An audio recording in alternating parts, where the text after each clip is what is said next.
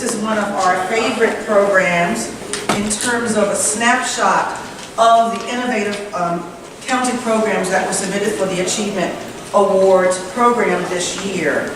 I'm Sheryl, Senior Vice President at Springsted Incorporated and former Deputy County Administrator in Chesterfield. Hello. And hello. And I serve as your moderator today. And before we announce our panelists, I also want to announce my fellow judges in this program. We have Ted Povar, who's the Assistant Director of the Virginia Institute of Government, and we have Larry Land, who is the former Director of Policy for VACo and recently retired, so he has that twinkle in his eye. Our speakers, so we have, let me just give you a quick overview of the program, and then we're going to announce who's going to be with us today, and you'll see why this is such an elite group. The goal of the Achievement Award Program is to celebrate innovative and smart solutions to challenges in our counties.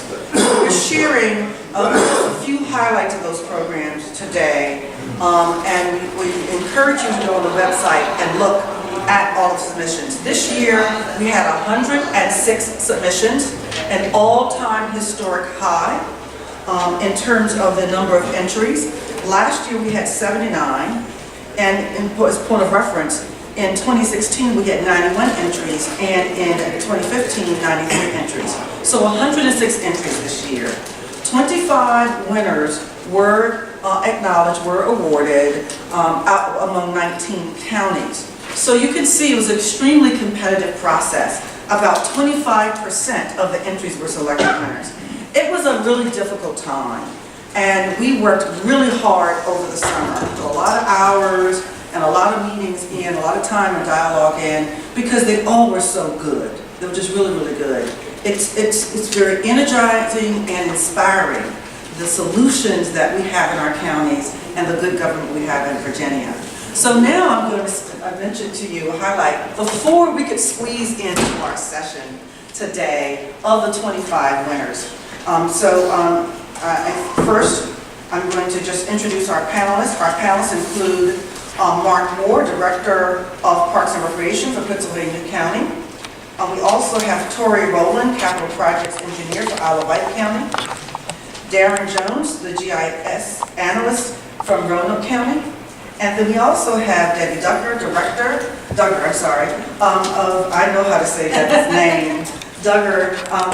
of Chesterfield County Adolescent Reporting Program, and Shenika Carlos, who's also the Senior Mental Health Clinician for the Chesterfield County Mental Health Services. They're going to go in that order. We're going to start with Pittsylvania County. And so just a little mention to you that each presentation is going to be about 12 minutes each, and then we're going to have time for questions at the end.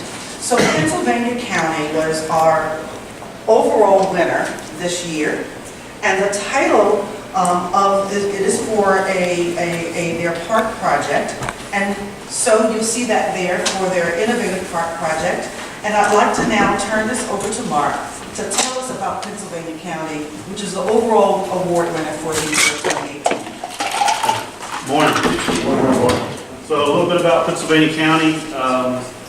I usually describe it as it's the county that surrounds Danville. It's on the south side of the state.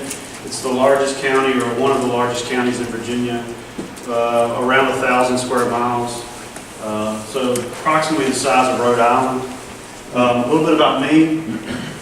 I'm a Ferrum College graduate. Worked in Parks and Recreation my whole life.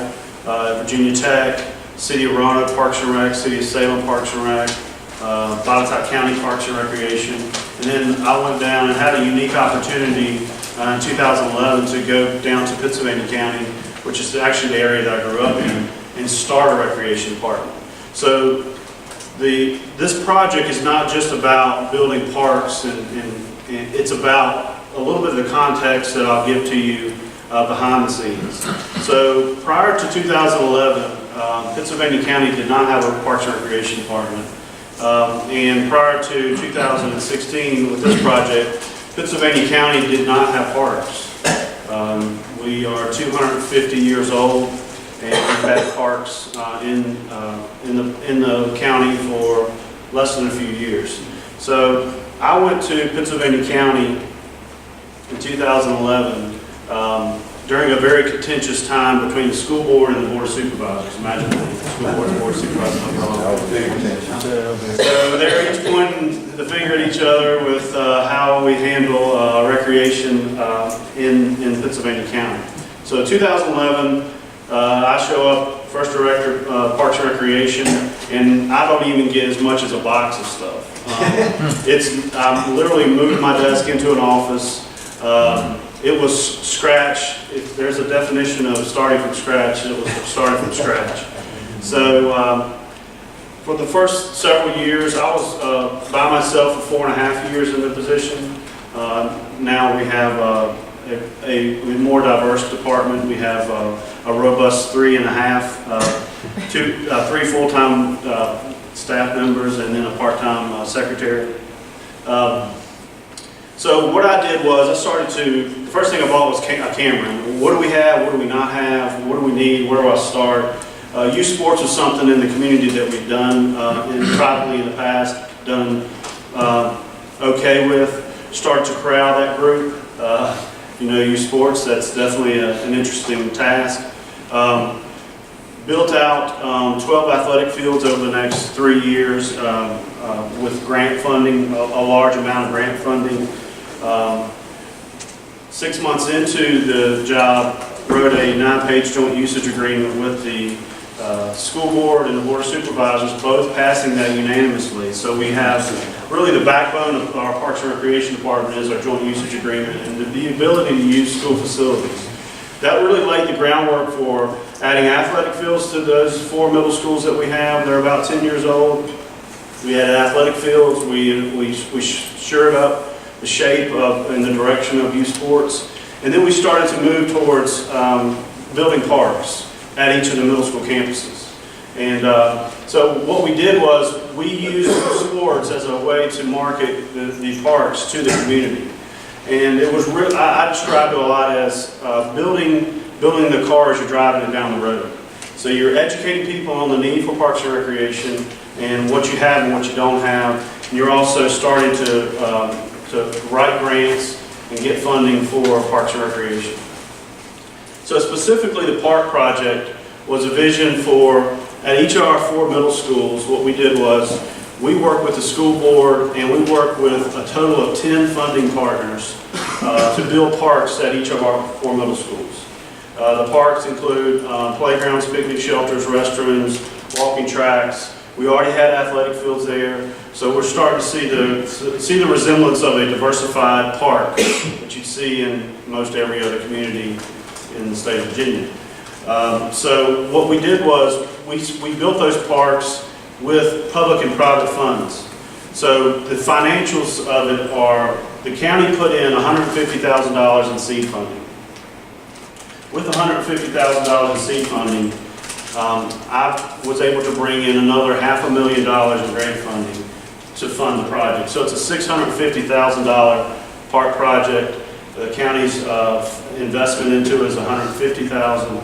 And we were able to, along with both local Centra and SOVA, local hospitals, a regional foundation in the area, a revitalization group, playground manufacturer, we were able to bring in $500,000 in grant funding. To put that in relation to Parks and Recreation in Pittsylvania County, my budget is $320,000 a year.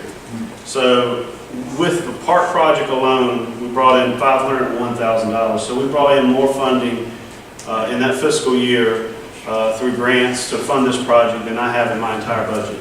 Now I imagine that many of you, some of you, you probably have $320,000 in your office supply budget.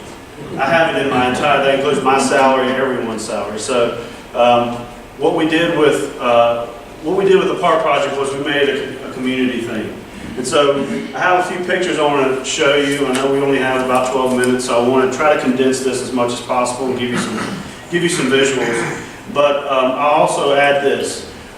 Since the park project, we've added a rail trail. We have a community, a 14,000 square foot, 10-year-old community center that we've acquired from a nonprofit for $10. That's a $3 million structure that now is the home to Parks and Recreation. So we have a lot of, we have a more diverse Parks and Recreation department. In the little bit less than 8 years I've been there, I brought in just right around $1 million in grant funding to fund all those projects. So we really had to be resourceful because the budget was small, but it was an opportunity for me to come back to my hometown and bring the knowledge that I accumulated over 20 years in local government and Parks and Recreation and apply that to Pittsylvania County. So this is the groundbreaking. This is board members, regional foundation members, the CEO of a hospital, the county administrator. That was the groundbreaking a few years ago for the project at Gretna Middle School. One note on the parks, as you'll see, what we did was we named each of the parks after the mascot for the middle school. So I tried to identify points of contention and bring up a solution that would address those issues before they got to us. One point of contention would be how do we name these parks? It's a small thing, but just a huge thing. So at a school board meeting, what I did was I presented to them and said, we want to name the parks after the middle school mascot. And they loved it, the middle school principals loved it. So each of our parks are named after the middle school mascot. So this is Cavalier Park, this is 29, going right through the middle of Pittsylvania County. Chatham Middle School, all of our middle schools look the same. The topography of the land, the campus around them is a little bit different, but they all are carbon copies of each other. So as we go through these slides, you'll notice that they look the same. They have a wing for 6th, 7th, and 8th. They have a gym there that we use that we've also added. Since I've been there, we've added scoreboards there, and we use those gyms for games that we didn't do previously. We've added athletic fields here, football field and baseball field. So what we did was here, this walking track goes around the playground, picnic shelter area. The focus was family oriented, so that even if you don't have a babysitter or your kids don't want to be out of your sight, you can get exercise. You can get out and get moving in the community, and your kids can see you, and you can still see your kids. So this is Cavalier Park now. That's the athletic field, one of the athletic fields back there. Basketball court was already existing there. That's the playground, picnic shelter. This is the track that goes around it. This is the concession stand for the football field that's over in this area. That's also been built since we got there. The local private club in that area, I said, if you build a structure, I'll get the utilities to it. And I don't know which one's more expensive, but we got the utilities to it. There's a restroom over in this area as well. So that's one of them. The walking tracks are 10 foot wide, paved, so basically a lane of traffic. Dan River Middle School, this is over in the Ringo, over on 58 East, on the eastern side of Pittsylvania County. We have a football field there. We have athletic fields over here. There's an elementary school there, so it's kind of this corridor here is what we use. The walking track sits up on top of this knoll here. You have playground, picnic shelters, and actually we ended up putting the restrooms over on this side for a bunch of different reasons,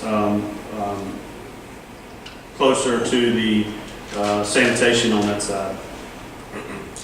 This is Wildcat Park. There's the school's parking lot.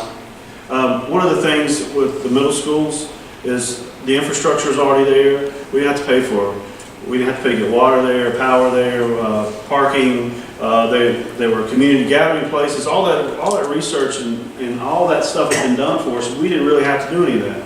You could probably spend $650,000 just to get a turning lane somewhere. Sad but true. So we targeted that. Also, the other thing is we own all this property. We have parks and athletic fields, and we don't own a mower. We don't own a mower at all. The school system on these middle school campuses they contract out their mowing, and they've done so since the schools were built. So that was the park, that piece of the maintenance was already built in. You've dealt with maintenance and mowing, you know that it is a real interesting feat, to say the least. This is Wildcat Park. Dan River High School is over there, Dan River Middle School, Wildcats. Gretna Middle School, which is in the northern part of our county. We added athletic fields here through grants. A lot of our fields were built with grants. We have a football field here. But we put the park, this has the longest walking track, about a quarter of a mile for this walking track. 1 minute, okay. That will go fast. This is the playground here. You can see the fields out in the distance. The picnic shelter there.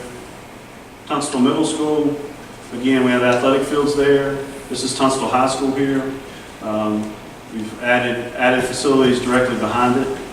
That's a drone shot of the area there. Each of our middle schools have greenhouses, and that's what that structure is. So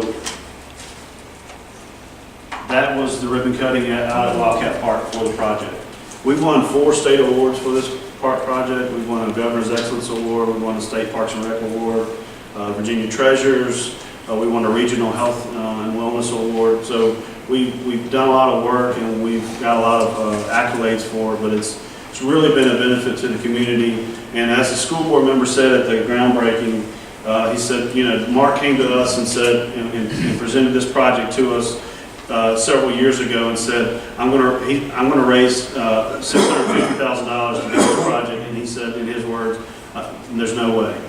And so to go from the contention that we had when I got there with school board and the board of supervisors to now really having a great working relationship with the school system from Parks and Recreation, but also from the board and the school board, has been really a blessing for our community. And this is a project that's really put Parks and Recreation on the map, and we are more than honored to have received the top award in VACo out of 106. So thank you. Thank you so much. I'm going to ask you to be sure to go to the VACo website, and you can get a summary of all of the award winners, as well as their complete submissions. So I rushed Mark along, but I am going to ask him to highlight the impact to the community in terms of the improved health rankings in Pennsylvania County, real quickly. Yeah, so one of the focuses in Pittsylvania County when I got there is people would say, you know, you call it Parks and Recreation, but you know we don't have parks, right? And so someone actually said that to me, and I said, yeah, well, we will eventually. But the opportunities for unstructured recreation were just not there. We were always go south into Danville, go north into Alta Vista or to Campbell County. So the opportunity to improve health rankings was there with these parks, and we improved by a number of degrees where we are on the health and wellness aspect of health across Virginia. So this is really an opportunity for us to not only bring parks there, but also to start to help with our health and wellness needs that we have in Pittsylvania County. Thank you so much, Mark. Thank you so much. And so, again, that's our Best Achievement Award for 2018. Can I ask you a quick question, Mother? Did you all look at all at selling any sort of advertising or naming rights, like, you know, the family of Joe Smith on a park bench or anything like that is another way of bringing in private revenue? We're looking at that in our... We're looking into that now. Okay. The fine line that I wanted to walk with this project was I wanted to get it into the school system and show them what they look like, and really try to manage the message of my whole tenure there, and making sure that they knew that we were going to put quality things in, and then we'd have to talk about revenue. And you know, when we rent a park shelter, it's on school grounds. Does that revenue come to Pittsylvania County Parks and Rec, or does it come to school? And work through those things. But I didn't want to get too many things in there and muddy it up. But those are things we're looking at now. All right, thank you. And we're going to try to hold questions to the end. So we're going to try to have like a speed dating presentation of each of the award winners. So they'll have their allotted time, and then we're going to open it up for all. So with this, we're going to try that, okay? We're going to try that. So this is speed dating with our award winners this year. So for our best small county achievement is Isle of Wight, using GIS to improve erosion and sedimentation control, inspection program efficiency, and Tory Rowland, who's the capital projects engineer for the county. Morning. I'm Tory. I'm with Wight County Utility Services, and today we're going to talk about a program we developed to use GIS to improve our erosion and sediment control. So let's go ahead and get started. So if you're involved in permitting or construction, if you're familiar with ENS, it's been around for a long time. State mandates that every construction site that's active has to be protected by certain measures. It also mandates that those measures need to be inspected at the beginning of a project, the end of the project, and throughout the duration. So by far, what we call post-rains, that's after a half an inch more rainfall in a 24-hour period, that takes up the cake. That's the most time-consuming of all inspections. So that's kind of our focus today. Real quick, the importance of ENS, it's mainly to protect neighboring properties, avoid clogging of existing drainage systems, basically it's maintain everything on site. Man-made erosion gets out of control very quickly, so that's kind of the basis of that. So some common ENS measures. First one we have is silt fence. It's pretty typical. Water passes through it, sediment gets blocked. This is inlet protection. That's a gutter buddy. You often see straw bales and things like that too.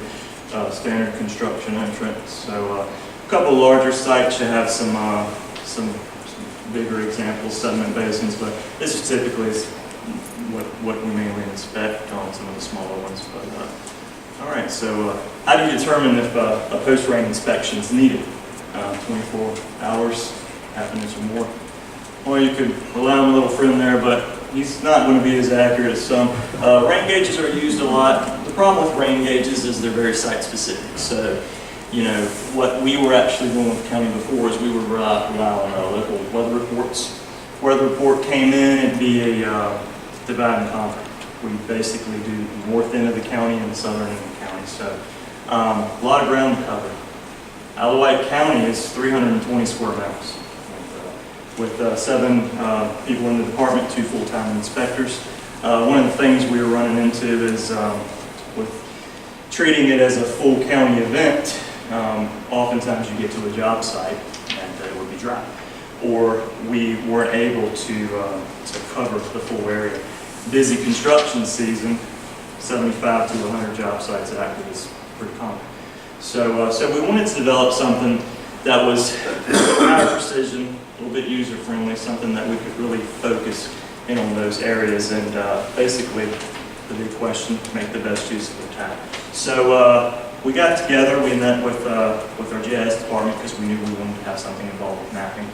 So we decided ultimately the best decision, the one that was the most popular, was National Weather Service. National Weather Service, they've been doing this stuff forever. They're experts, so we reached out to them, and NOAA actually has a service that they provide for absolutely free.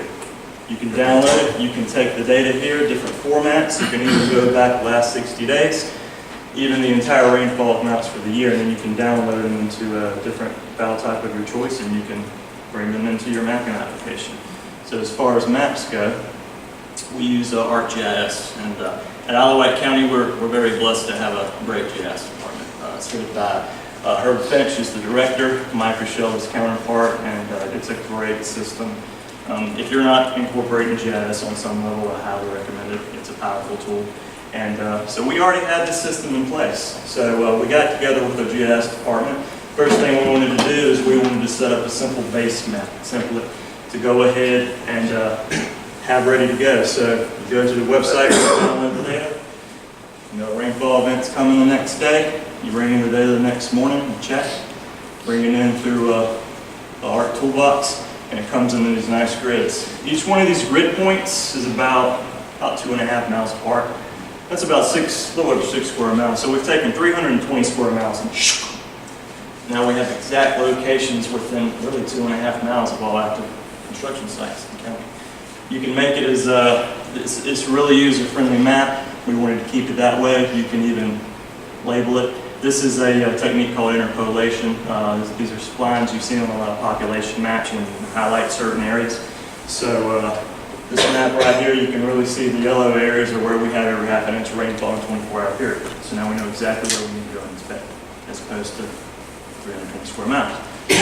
This is what we call a county-wide event. This was actually after Florence, and which we really looked down on. So how do you pinpoint? Well, we had a really basic grid. The data points that you just saw are located in the exact middle of these points. So we have a grid. Every job that comes in new into the system is assigned a grid number. It runs with the duration of the project, and it's assigned that. So you join that data together, you combine it, you can export it as a text file, XML, in any spreadsheet program. We use Microsoft Excel. And there you go. You can sort it out. Now we know exactly which job sites that we need to inspect. The inspector can pull it up. These maps take me and my fellow associates about 15, 20-minute stops.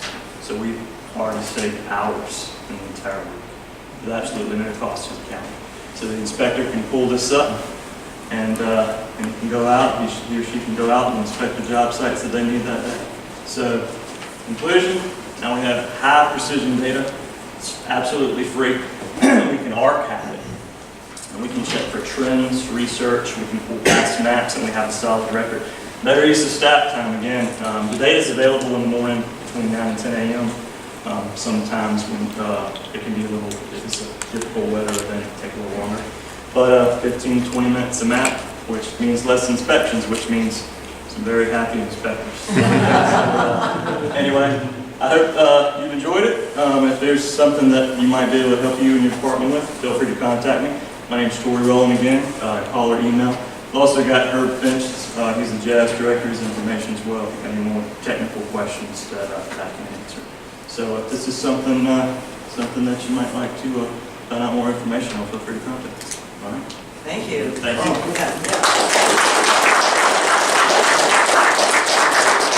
The power of harnessing that data and the benefit, it came in so many different directions. Well, we're going to go on quickly to our next speed date, and that is with Roanoke County. Roanoke County represents our other, the Achievement Award winners. A number of the 25 announced, 3 top winners, and then we have one of the others that we're showing here today, Roanoke County, and that's because of time. But again, I ask you to invite you to go online to see the full range of the award winners. So Roanoke County is going to be talking about the Mobile Incident Command Center, and with us again, I'm here to introduce Darren Jones, who is the GIS analyst from the county. We just heard about GIS and we got GIS again, so thanks a lot. Good morning. Mobile Command Center. This was developed to replace a paper map-focused incident command system to work on mobile devices for police and fire. It was designed to incorporate our address points, latitude, longitude, to create accurate maps, structured the data for the incident areas, and allows the personnel to actually go out and collect data in the field that they can share with commanders in the EOC. So we started off in 2014 when the police department came to us and asked us, is there a better way we can do this, that we can harness the GIS and stop using it as much paper? And we said, sure, we can do that. So we ended up using our SDE database and RTS on the front end to actually give them a map to use that would allow them to deploy it on handhelds, laptops, tablets, and everything like that. Once we started building it, we figured, why build it for one when we can build it for 2? That's when we asked the fire department, they wanted to get on board, they saw what we were doing, they liked it, they jumped on board at the end of 2014. 2015, we rolled out our first iteration. It's worked for them because it's one interface, one UI, with some different symbology differences. So it's easy for one department to work with another one. Even they don't have their tablet, their laptop, their device, they can look at the other person's device and be able to see the UI and be able to understand what's going on. Again, there's some differences in symbology, but the rest of the UI is the same. We also allow them, give them the ability to attach and secure out the field, and if you need to take a picture of an incident, a fire, or an accident, take a picture with your smartphone, and if you're in cellular coverage, it actually will upload it to our database so it can be reviewed later or by anyone in the EOC. So you've got the commanders off-site to evaluate what's going on actually at the scene. In 2016, we rolled out two other applications, wildfire application and hydrant maintenance. Wildfire is used for two things. It's used for to evaluate and fight wildfires where they go out in the field. They can actually have the people, the commanders in the EOC or on site to draw out where they want the firefighters to actually work on the fire, or people actually in the field can actually establish where the fires are and where they're attacking it. The hydrant maintenance, this allows everyone to go out there, instead of going out with pen and paper, to write down all the flow ratings and come back into the office, put it back into a system, tabulate the results, and then go back and paint the hydrant. With this one, they can actually do it all on the field, and you can have one follow the other, one person or one team doing the flow rating, and another team coming behind and paint the hydrants right afterwards. So it saves on time and cost. In 2017, we hit our biggest challenge when we redeveloped our database into a brand new schema. Originally, we were using the local government information model, which is supplied by Esri. But in order to actually bring our maintenance time down, we were running every 4 hours on Thursdays. One of our senior analysts decided that it would be better off if we adjust our database back in to make it more efficient. We brought our overall maintenance time from 4 hours to about 45 minutes, running specialized models. The total cost for this was 950 hours that I put in on it, and it was just the cost for my salary. We didn't use any outside vendor whatsoever. The only outside source we used was Esri, but that was included in our ELA. So like I said, it's a shared interface. They have the same topology. ArcGIS on the front end, ArcGIS online, and I'm going to cover that briefly in the next slide. It's a way to push your data out to other people without them having to build and develop individual websites. It's just one website, and you actually build applications within it. It's browser and system agnostic. If you're Apple, if you're Android, Microsoft, it's browser agnostic, so you can use Firefox, Chrome, Internet Explorer, Safari. There are a bunch of other ones that you can interface. As long as you can get an internet connection, you can use the system. There's only two applications you would have to download to advise. One's Collector. That's if you actually want to go out and actually collect things in the field and use our interface for it. And Survey 123, which has been one that Esri just rolled out recently, it's a easier way to use to collect data by just using a tabulated list. And within a list, you can actually have branching. So if you answer one entry yes or no, it can actually branch out to different questions that are normally hidden within the interface to actually collect the rest of the data. We use offline editing, so this allows people to go out into the field into more rural areas. Because Roanoke County is roughly 250 square miles, there are areas that do not have adequate cell coverage. So we allow them to go out using Collector and Survey 123. You can actually set up the database to collect your data. Then when you come back into cell coverage, or when you come back into Wi-Fi coverage, you'll push your data from the device back up into the database. It's actually a fairly easy and a fairly robust system that Esri has in place. We also incorporate personal tracking. So this is kind of like ADL for people. So if you've noticed some public safety, you can actually track their vehicles. This way you can actually track people on the ground in real time. We have it set up at roughly 5 or 10 minute interval. So you can, if you look at the main board, you can watch the dots move in the area every roughly 5 to 10 minutes, or however they want to set it up. Minimum is 1 minute, and it goes to days, months, and weeks. The data is stored on our server, so it's all our data. We can use it, we can push it out to whatever we need. If you don't have it, you can actually use ArcGIS online. which this is cloud-based. It's hosted on Amazon Web Services. It's fairly robust. It's only been down once in the 5 or 6 years we've used it. You have free accounts, and you're limited to about 2 gigs. You have tiered accounts. There are costs associated with that. Or if you can ELA, which is an enterprise license agreement with Esri, you pay a service fee relative to the size of your county, the population, not the area. You can create maps from either your local data, shapefile, CSV, XLS, or come from SDE. Or you can use data from the Living Atlas, which is where their base maps are from. There's a lot of demographic information you can pull from there. The best thing about ArcGIS Online is that you can do actual editing and analysis on your hand. An example of this, I was working with some of our folks from Parks and Rec. They needed to know what was the drive distance for 25 miles and give me a map for that.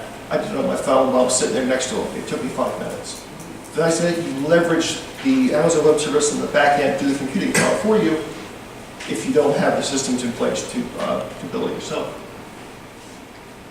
And then ArcGIS Online updates quarterly.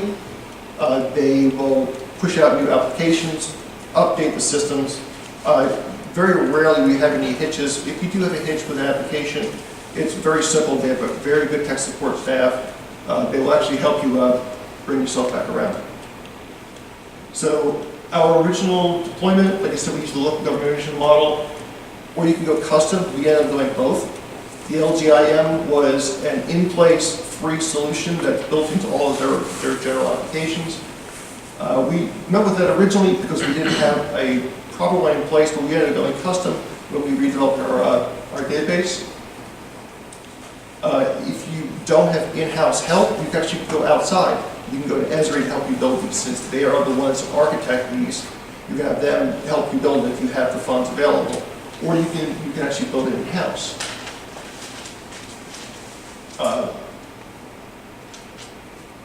The new one that we've been working on is ArcGIS Pro. We have ArcMap in the last one.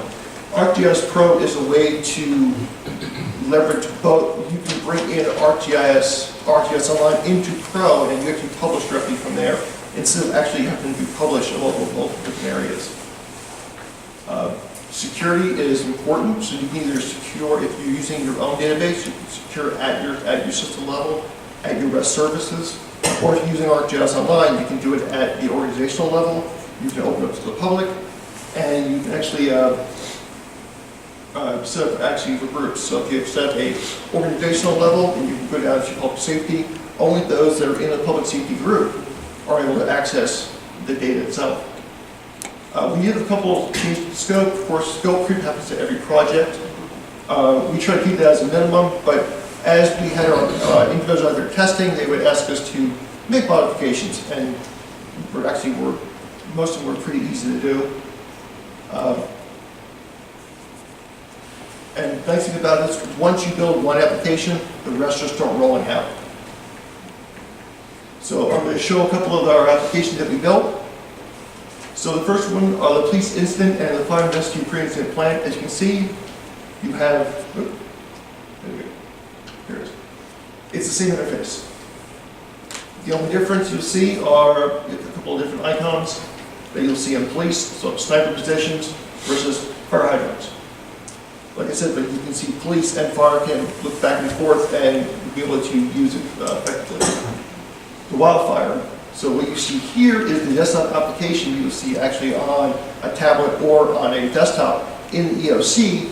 And you can go ahead and edit here and just drop your points and drop your lines. It's point and click.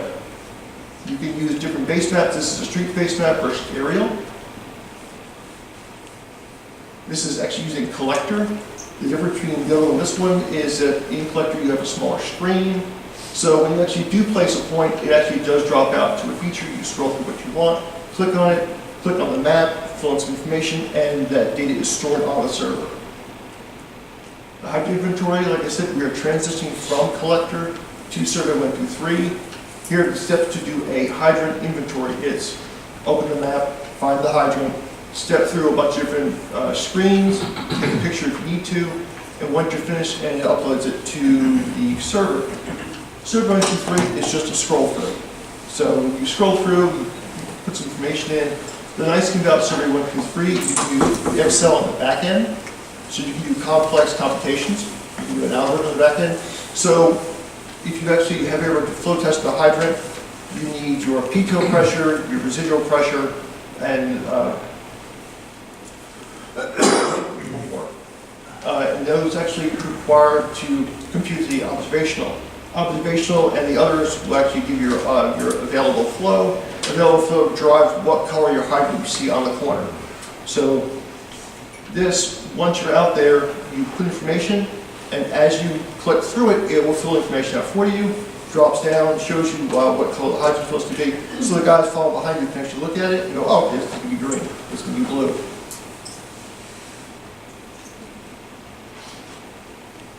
This is damage assessment and central triage. We got this from the NIFTY, which is the National Interagency Fire Command. This allows teams to go out and either assess damage after an incident, a fire, a flood, or they can actually go through during a fire, go through a neighborhood saying, that house is fine, you don't have to defend it, this one we have to do a little prep for it, this one's going to be a total loss, we don't have the available resources. So you actually use the system as they go through it. So what's up, what's next? It's a great platform to use across county. Planning and zoning use it in Roanoke County. Code enforcement use it. Public Works, we don't have one, but we actually do share some information with other departments. It's financially neutral when you develop everything in-house. Like I said, we didn't use any outside funding. It was all my time and whatever salary they're paying me. You don't need to use your local service. If you don't have the infrastructure, you can start an RTS online. That's the beauty of it. You do have to probably spend a little money on the credits to actually do some analysis or to store it, but you get a fairly decent amount of storage. The collector application is going under revision, which is going to give us better control over the symbology. Right now, if you use collector offline, you have to use very simple symbology. With a new collector coming out, probably coming out this winter or first quarter, you're going to use a much more complex line and point structure to your editing versus how you have to layer it right now. We want to finish putting all of our rest of the application to Survey 123 to make it much easier than to use. And we are constantly updating the applications for the Public Safety Mission, or we're creating new ones for them as the need arises. Thank you very much. Thank you, thank you. The power of the data. Now, I was thinking back to a very simple use, because this is powerful across so many platforms and mobile incident demand. But I remember, when you have when you're having a hurricane or a bad weather event, and you're in the emergency operations center, and you're getting the briefings, and public safety, both fire and police, are bringing information, and all the charts, etc., and the data. So I could see I was just imagining what those would look like with this kind of platform. And so it's extremely useful. That's a simple application, but it has many, many uses. Our final presentation, and Debbie is there, is from Chesterfield County. And it is another similar, we've heard of a number, I think each of these has had themes of cross-collaboration to get solutions for the community.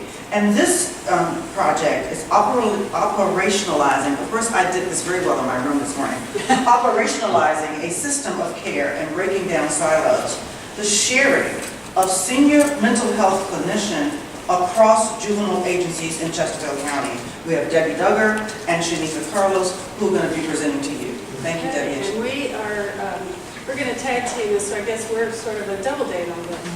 Yes. So I'll give you a little background first. Chesterfield, we're very proud to say Chesterfield has been innovative for many years in our services for children and youth. And we started a system of care, which is a committee that meets once a month, and it consists of our representatives from our juvenile court, we have a judge that's represented, we have the juvenile probation department, our social services department, our CSA department, mental health prevention, mental health substance abuse services, and our school social work and our school psychology departments are all represented, as well as myself, the Adolescent reporting program. And so we started the system of care about 10 years ago. And I'm proud to say, because of all of the innovation and collaboration of that team, we've won several awards. This is, I think, our 4th award for one of our programs. And we also won a Transforming Local Government Award about 5 years ago as well. Just to give you the backdrop that we are very collaborative, as Sheryl said. So we recognized, whoop, there we go. We recognized, as is known nationally, that our juvenile justice clients had a much higher percentage of kids that had mental health needs, mental illness, and behaviors associated with trauma. And so one of the things that we did initially is we had cross-training for all of our frontline employees in trauma-informed care and in MRT, which is moral recognition training, and several other things, but the emphasis was to try to address those needs. We also put emphasis on the mental health needs by adding counselors, psychologists, social workers to every aspect of our juvenile justice system. And so that is our probation, detention, and the adolescent reporting program specifically. And we did see improvement, of course, but we found that we really needed to do something to make that more cohesive. And so that's where this position came in. We recognized that we needed the position, but of course, creating a position, trying to fund a position was something that we really wanted to try to avoid. So we had a retirement in our juvenile detention home that left an administrator position vacant. And so we converted that position to the senior clinician position. And so our goal was, in those silos, we had services for kids' mental health needs, but there wasn't the communication across the board. So we wanted to avoid having a family to go to court and have to say, what happened in their lives, to, give their story, and then get to the detention home and start over again. So we wanted there to be some consistency so that from every aspect, their story had already been told. So somebody knows what happened, what their background is, what the goals are for this family from the very beginning, so they don't have to keep starting over and telling that again. The other thing is trust. When they see the same person, and they know that the same person is following them all the way through the system, they develop a level of trust. They know that that person is going to keep their confidence. They're not the disciplinarian. So it allows the family and the youth to share more and trust more. And then finally, the accountability. And accountability for our side as well as for the family. And what I mean by that is we needed to be able to track, okay, I've referred them for anger management or for a group. And then the youth is incarcerated in the detention home. perhaps for a while, and then they come back out. Have they ever gotten those services that they need? And we know that that's important because most of our kids will not graduate to be adult criminals. But we want to be sure that the ones who are headed in that direction do not, that they have every opportunity not to become adult criminals, because we know financially that drains on our county services. And we also know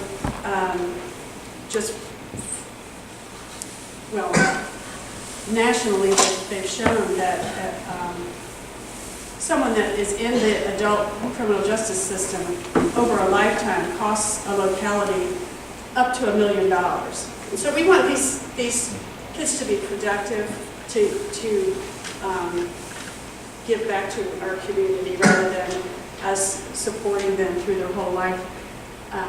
So we want to be sure that they get all of the services that are recommended for them. So we're holding them accountable by staying with them throughout.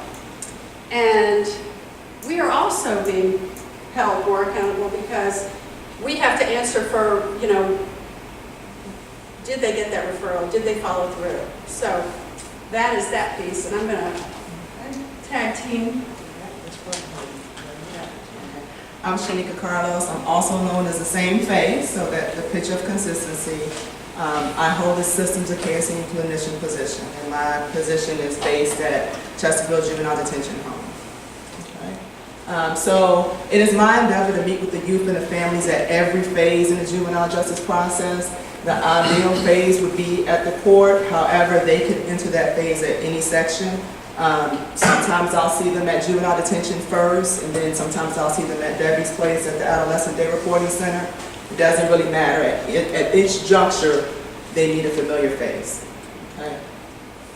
So if we're talking about the Chesterfield court process, what I do there is meet with the families. I'll meet with the youth and the family together initially to provide a mental health screening.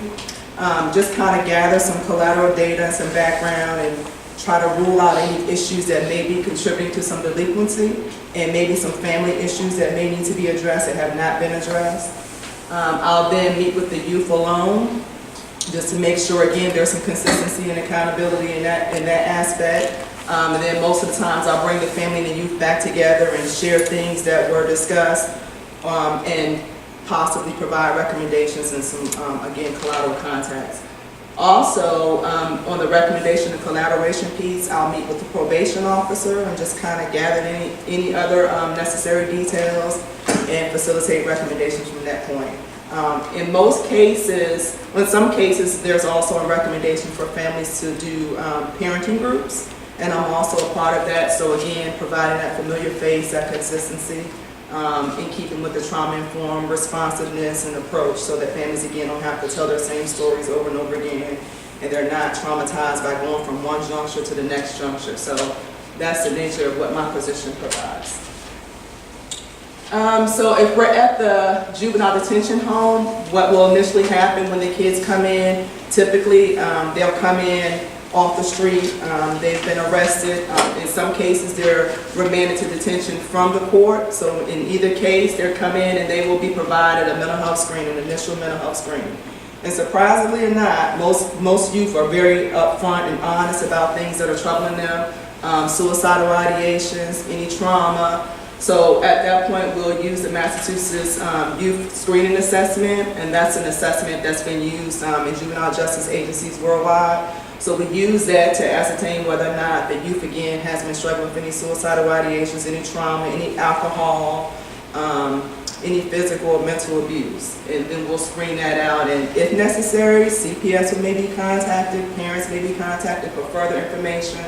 Also, gather whether or not there's medication that should be taken, and so we'll connect with the nurse as well.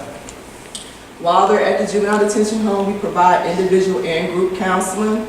We also have a behavior management program where the youth can graduate from phase level and earn incentives. One of the incentives happens to be the talk and vent group, and in that group it's for our predispositional youth, which are youth who have not yet had a a disposition on their charges. So they're kind of waiting to figure out what the next step would be. Some may go to our community placement program, some may go to our post-C program, some may even be released.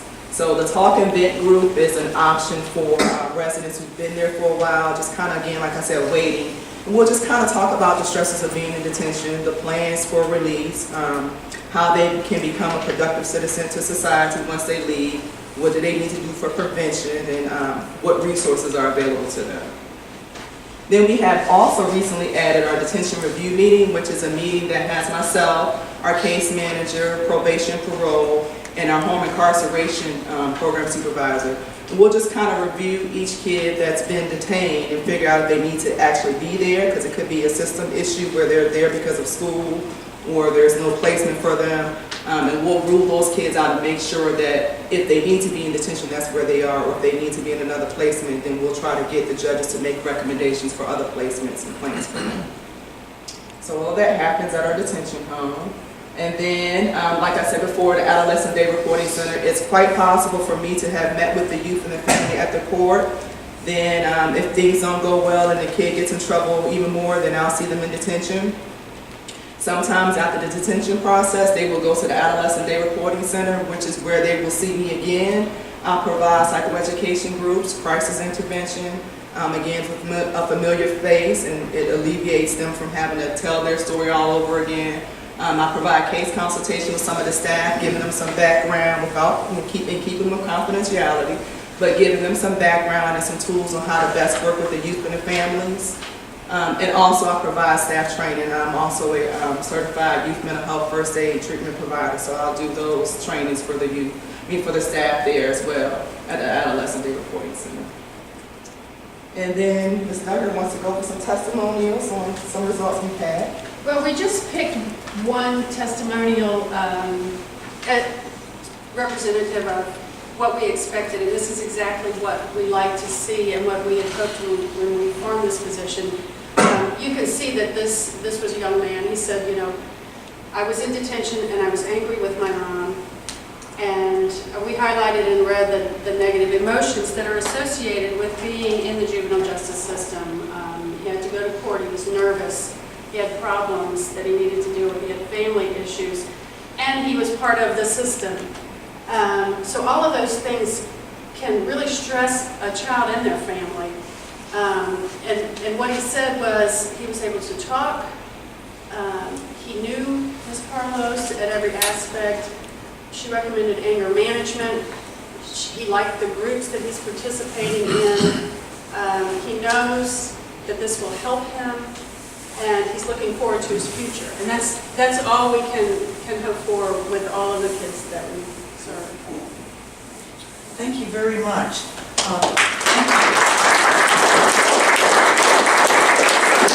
Down the silos, everyone was kind of working to the same result, but the silos were there, and to bring that cross-collaboration to improve the outcomes for the community. We thank you so much for Chesterfield, the best large county achievement, second in a row. And I know two gentlemen in the back would like for me to mention that, and it's in the press release, that Chesterfield has received the top number of awards for the 16 years of the program, with 30, and VACo has 23, and Prince William is third, and I'll get that number for you in a minute. It's here. So we do appreciate all the work of Chesterfield, Isle of Wight, Roanoke County, and Pittsylvania County. Just as a snapshot of the innovation that you'll find in all of the award programs, as well as all of the submissions. At this time, we have time for Q&A. We had a question earlier, but any questions for the panelists? All right, hands are popping up. So right here, sir. Quick question on the parks project. How do you deal with security during the daytime, or are the parks available at middle schools outside people during the day? So the agreement we have with the school system, because that was one of the potential points of contention, the signage on the park say, please enjoy them before and after school hours. And so we have not had any issues with the security there. The middle schools have their officers as well, so they're in the parks are located very close, obviously, to the schools. So we haven't had any issues with security, but yes, they are available before and after school. I need to correct my data. We've had a lot of data here today, so I need to correct mine. In terms of the award winners, Chesterfield is number 1 with 30 over 16 years. Henrico is second with 23 achievement awards. Loudon is third with 21. Loudon is third with 21. And Prince William is fourth with 19 awards. So I wanted to correct my data. It's online, but I wanted to get better data here. We had some more questions. Yes, ma'am, right here. This is more on your parks project. I know that there were different schools, but in general, how long did each one take and how much did it cost? So the entire project was $650,000. Roughly each park was between $1 and $150. You know, the largest part of the cost were the playgrounds. But I actually went to Chattanooga to Play Corps, who owns Game Time Playgrounds. Game Time presented to them on the park project. They were all in and gave a 50% matching grant on playground equipment, which was a $125,000 grant. So half of our playground equipment was through a grant with Game Time, and so a large part of the cost for playground equipment was eaten up. Half of it was eaten up through Game Time. But I met with their regional guy out of Charleston, South Carolina. The local rep went to Chattanooga, went to Fort Payne to see them where they built the playgrounds. So that was a lot of the cost. But depending on, one comment on playgrounds. The playground that we have at Cavalier Park is Chatham Middle School.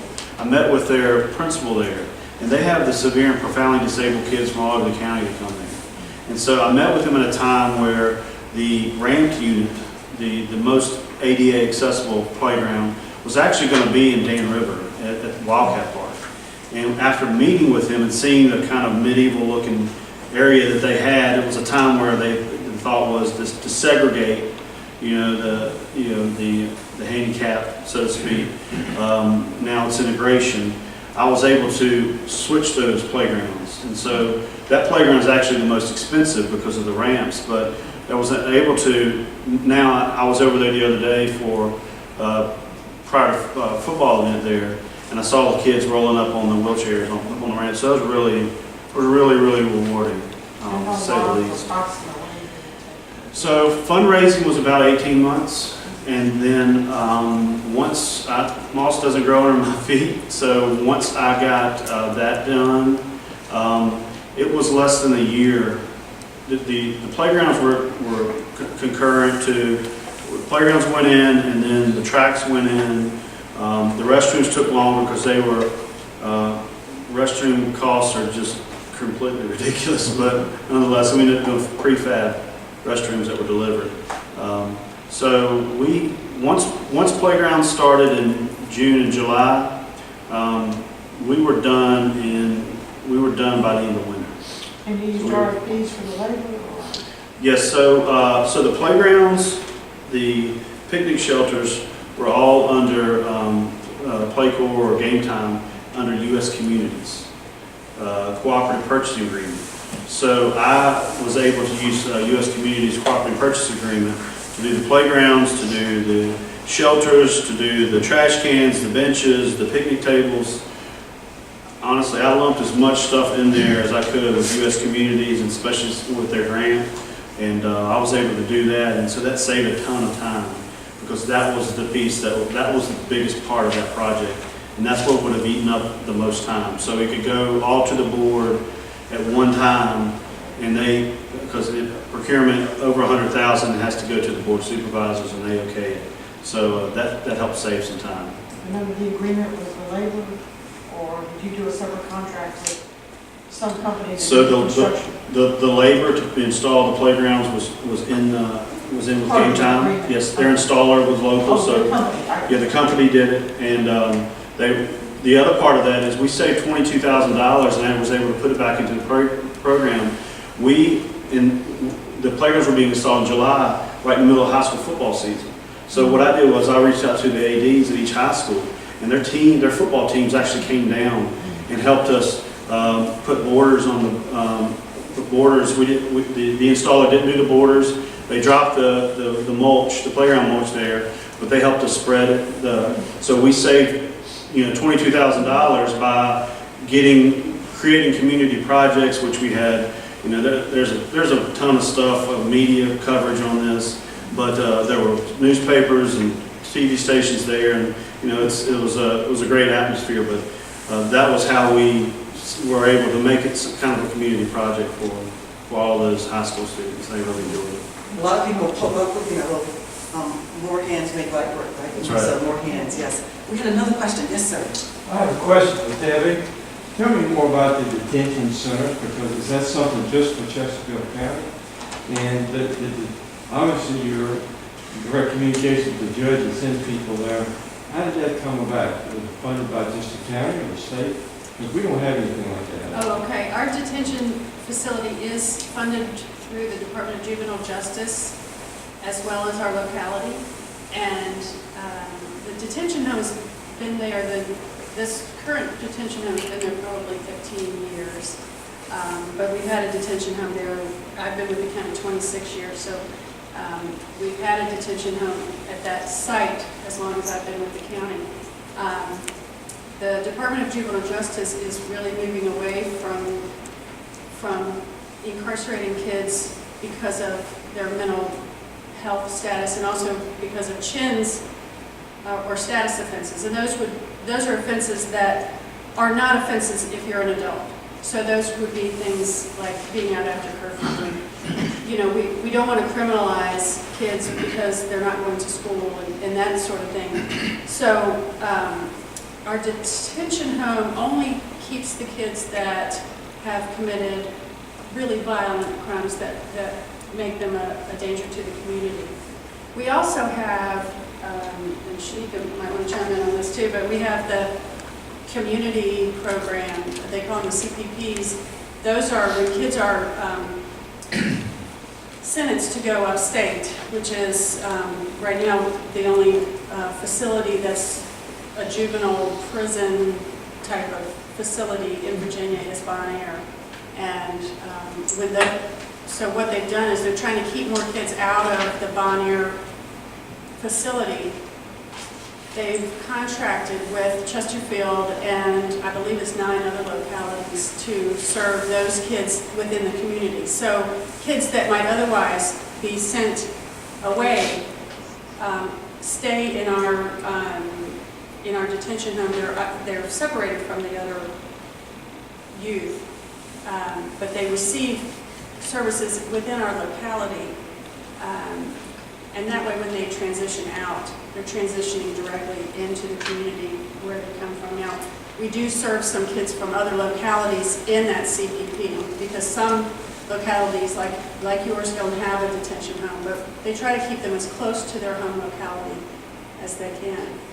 Now, is the operating cost strictly from the county? No, the operating cost is actually, for the CPP, is from the Department of Juvenile Justice. And for the detention home side, there's a per diem from the state to operate that facility. And we try to come as close to what the actual cost is as possible. Thank you. Now, before I get to this side again, I want to see, are there any questions on this side? Are there any hands? I don't want to have a long gaze and not get the, okay, all right, well, I have thank you. also for Parks and Rec. I want to know, because all the different wonderful facilities you created, was there any challenges with that insurance liability question? So, one of the things that was made clear to me and when I first got there was anything put on school property became an asset of the school system. So anything every year when insurance comes up, all those facilities are added to the school system's insurance policy. So if there was something that horrendous that came up and destroyed something, it would be covered under their insurance. So we work with them to make sure that we have all the assets, because we also, with the athletic fields, the small staff, we added large storage buildings that have infield groomers and equipment to work on the fields there. So we have all that in another part of that campus, on each campus as well. So we have all that stuff insured through the school system because technically it's on their property and it's theirs. So I work with them each year to make sure we have an accurate assessment. Did that also include all personal injury if there was an accident created either using the equipment? Right. Yes. Yes. Yes, ma'am. For Tory, being that we're a very small community and a small office of one inspector, that was very interesting to me, and it seemed like it would be very useful. Do you think you would be willing to share how it was created with another community? Absolutely. I know that it wouldn't be exactly the same, but we would appreciate that. Sure. I can get with you afterwards, or did you get my contact information? Yeah, give me a call or email and say something. Great, thank you. I have a question, thank you. Yes, sir. In regards to the program, Deborah, thank you all for doing such an excellent job and for being awarded winners. Cost savings, do you see any benefits to the community, the county, relative to cost savings? As was asked about who funds it, state, juvenile justice, as well as Chesterfield County, we value our youth. So cost savings and any benefits you've seen from the collaboration? Well, yes, as I mentioned, we know that, people that adult criminals that are part of the part of the adult criminal justice system can cost our locality up to $1 million over their lifetime. And we want these youth to be productive citizens. It's difficult on an individual basis by the youth that we serve to follow them and know how well they've done or so it's difficult to quantify that, but we know that if we don't do anything, Right. that they will be a financial burden to our locality. Any other questions? We have about a couple of minutes left. If any other questions? Well, I'm still adjunct as a faculty member at Virginia Tech and our former full-time professor, and what they say is that teachers ask questions and don't give anyone time to answer them. So I do want to say any more questions. All right, well, okay. All right, well, anyway, with that, at least give a pause, just don't keep talking.